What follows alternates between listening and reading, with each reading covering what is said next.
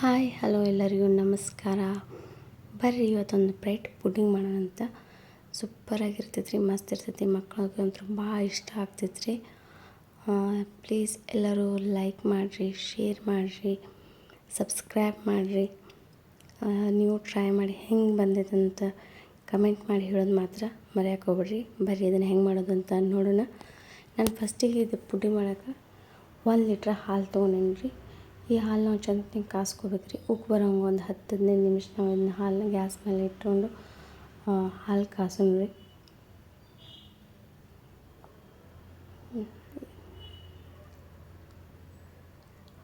ಈ ರೆಸಿಪಿ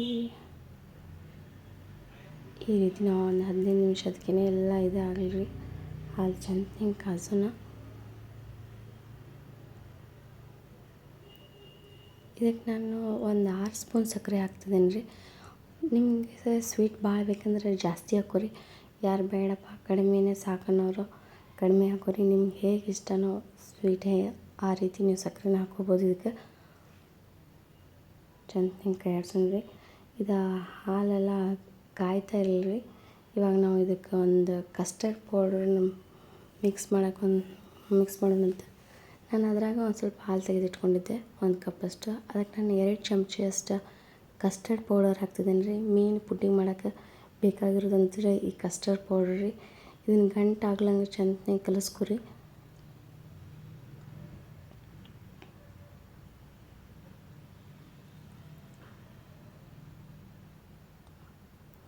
ನೋಡಿರಿ, ಈ ರೀತಿ ನಾವು ಕಸ್ಟರ್ಡ್ ಪೌಡರ್ ಕಲಿಸ್ಕೊಂಡಾಯ್ತು.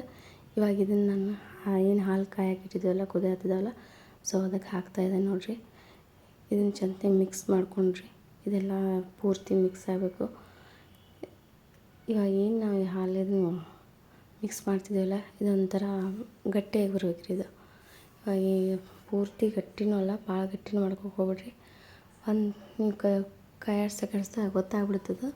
ಒಂದು ಮೀಡಿಯಮ್ ತಿಕ್ನೆಸ್ ಬಂದರೆ ಸಾಕು. ನೋಡಿರಿ, ಈ ಥರ ಕೈ ಆಡಿಸ್ತಾ ಇರಬೇಕು. ಇಲ್ಲಾಂದ್ರೆ ಅದು ಏನಾಗ್ಬಿಡ್ತದೆ, ಹೊತ್ತು ಬಿಡ್ತಾವೆ ರೀ. ಹಾಲೆಲ್ಲ ಹೊತ್ಕೊಂಡು ಅಂದರೆ ಸೀದು ಹೋಗ್ತಾವೆ ರೀ.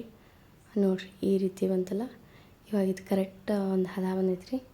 ಇದಕ್ಕೆ ನಾನು ಒಂದು ಸ್ವಲ್ಪ ಏಲಕ್ಕಿ ಪುಡಿ ಹಾಕ್ತಿದ್ದೀನಿ ರೀ. ಏಲಕ್ಕಿ ಪುಡಿ ಹಾಕಿದ್ರೆ ಅದ್ರ ರುಚಿನೇ ಬೇರೆ ಇರ್ತೈತಿ. ಸೊ ಅದಕ್ಕೆ ನಾನು ಇನ್ನೊಂದು ಏಲಕ್ಕಿ ಪುಡಿ ಹಾಕ್ತಿದ್ದೀನಿ ರೀ. ಇವಾಗ ನಮ್ಮದು ಕಸ್ಟರ್ಡ್ ಮಿಲ್ಕ್ ರೆಡಿ ಆಗೈತಿ.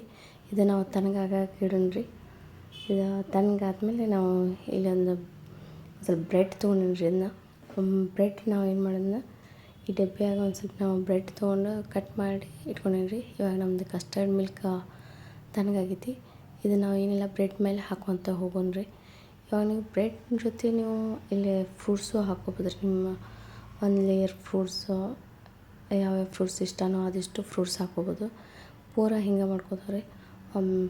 ಬ್ರೆಡ್ ಹಾಕ್ಕೊತ ಇದನ್ನ ಕಸ್ಟರ್ಡ್ ಮಿಲ್ಕ್ ಎಲ್ಲನೂ ಕವರ್ ಮಾಡ್ಕೊತ ಹೋಗೋಣ್ರಿ. ಪೂರ ಹಾಕೊಂಡು ನೀವು ಡ್ರೈ ಫ್ರೂಟ್ಸ್ ಎಲ್ಲ ಥರ ಹಾಕ್ಕೋಬೋದು. ನನ್ನ ಹತ್ರ ಇವಾಗ ಆ್ಯಪಲ್ ಒಂದಿತ್ತು, ಸೊ ಅದಕ್ಕೆ ನಾನು ಆ್ಯಪಲ್ ಹಾಕ್ತಾಯಿದ್ದೀನಿ. ಈ ರೀತಿ ಪೂರ ನೀವು ಅದನ್ನ ಮಿಲ್ಕ್ನೆಲ್ಲ ಹಾಕ್ಕೊತ ಬರ್ರಿ. ಇವಾಗ ನಾನು ಒಂದು ಸ್ವಲ್ಪ ಡ್ರೈ ಫ್ರೂಟ್ಸ್ ಹಾಕ್ತಿದ್ದೀನಿ. ನೋಡಿರಿ, ನಮ್ದು ಪುಡ್ಡಿಂಗ್ ರೆಡಿ ಆಯ್ತು. ಇದನ್ನು ನಾನು 6 ತಾಸು ಫ್ರಿಜ್ನಾಗ ಇಡ್ತೀನಿ ರೀ. ಇದನ್ನು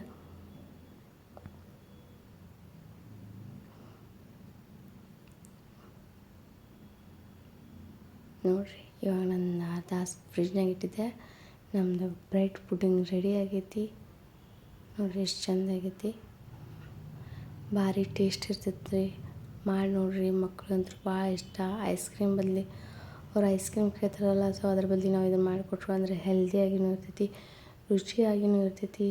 ದಯವಿಟ್ಟು ಎಲ್ಲರೂ ಲೈಕ್ ಮಾಡಿರಿ, ಶೇರ್ ಮಾಡಿರಿ, ಸಬ್ಸ್ಕ್ರೈಬ್ ಮಾಡಿರಿ. Thank you. ಈ ರೆಸಿಪಿ ಹೆಂಗೆ ಬಂದೈತೆ ನೀವು ಮಾಡಿ ನೋಡಿರಿ ಮನ್ಯಾಗ.